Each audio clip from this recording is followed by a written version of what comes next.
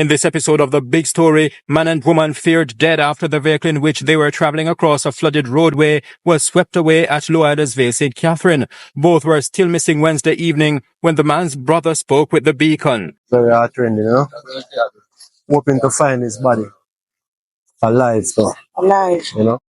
All we find is a pair of crocs, and the spare tire out of the van. Firefighters were among the emergency teams searching for the missing duo. We dispatch a team from the Linstead fire station, and based on the nature of the call, we also dispatch a team from the Spanish Town fire station with a small boat. Volunteer divers showed up to assist. That's a good thing to do to help. A number of the missing man's co-workers showed up at the scene. We haul bauxite from the mine stockpile to the plant, and he's the supervisor for the hauling operation. And amid the tragedy, a caution for drivers. Just be very careful when you're traversing on the road, especially when you come up on a pool of water. It can be dangerous. Stay with us as we go beyond the sound bites and the headlines on this, The Big Story.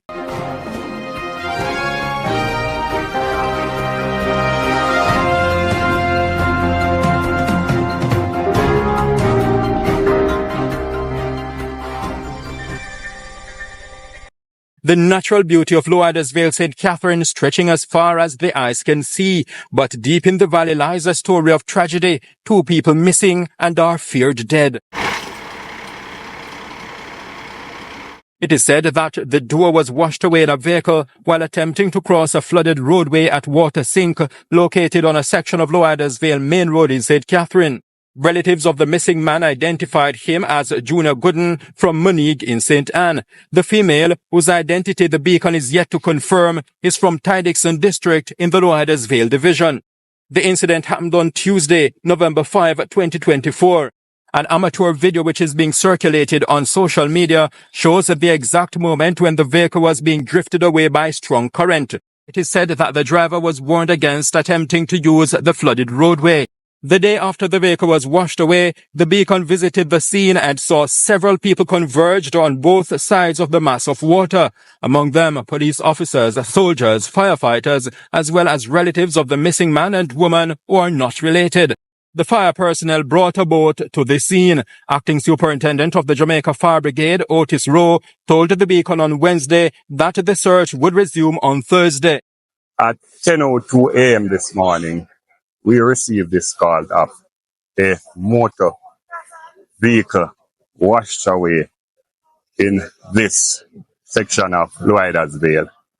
Immediately, we dispatched a team from the Linstead fire station, and based on the nature of the call, we also dispatched a team from the Spanish Town fire station with a small boat known as the dinghy. Upon arrival, we quickly got into a search and rescue operation. We searched the area for about 4 hours, but so far we did not find the van that was reported washed away. Based on the poor visibility now and the circumstances and condition, which doesn't allow us to continue the search, as the condition improves and we get the aid of daylight, we'll resume search. Relatives of the missing man who were at the scene included his brother, Jermaine Gooden, who expressed hope for closure. It's hard trending, brother. Very hard trending, hoping to find his body alive, so. Alive. So we just hope for the best right now. He spoke highly of his sibling. Good youth, man. Oh gosh, man, everybody see everybody has man, everybody I look out for you, man. Everybody brother, friend. Good person, man. People person. A good youth, man. Friend called me this morning when the video was circulating. And he observed the vehicle and identified the vehicle as my brother. Vehicle, so he called me. And we rush come on the scene and search. We're here about 6 hours now. Or more. 6 hours or more and nothing. He said some items belonging to his brother were found at the scene. All we find is a pair of crocs. And the spare tire out of the van. Nothing else. Coast Guard is here. Fire rescue, the fire brigade here, couple about 4 or 5 hours now. Civilian divers on the scene, try from morning. Members, everyone is here. No, we try all. For the best. Yeah. So make all the effort we can make. As I say, we still have hope for the best. Hope we find him alive. The Beacon was not able to speak with relatives of the missing woman who were at the scene due to the huge body of water that lay between them and our news team. In addition to the emergency response teams, divers mainly from Loidas Vale area showed up to volunteer their service. I was in my community and some friend of mine tell me say there's a vehicle down by water sink with a lady and gentleman into it. So we just did come to come try to see what we could do, rescue them. But it's not what we did plan. It won't deep for us. So we have to just come back tomorrow, come try again. Hoping that tomorrow it will be more better and give God thanks that we can find the person. In the meantime, a number of the missing man's co-workers were at the scene offering moral support.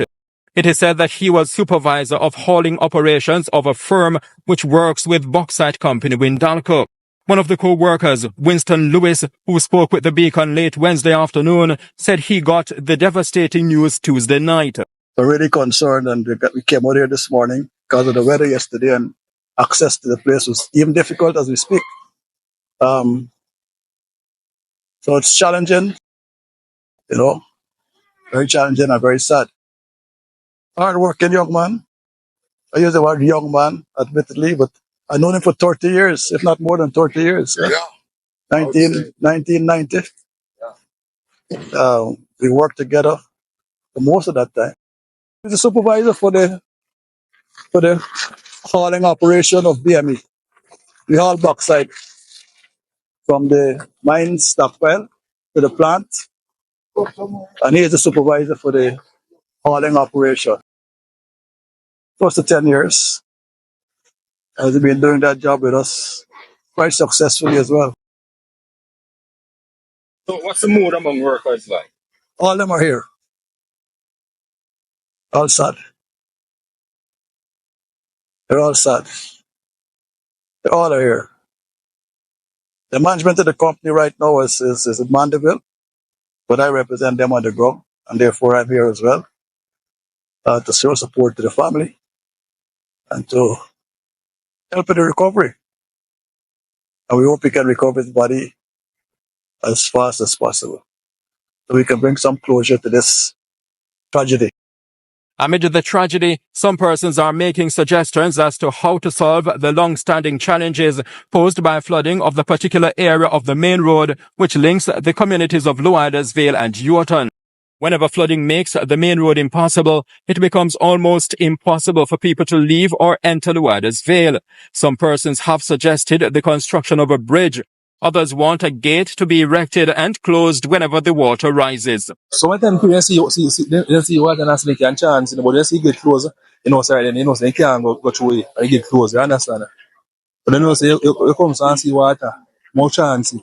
And some suicide people see them, you understand? There is also a word of caution for drivers. Just be very careful when you're traversing on the road, especially when you come up on a pool of water. It can be dangerous. This is the Jamaica Beacon.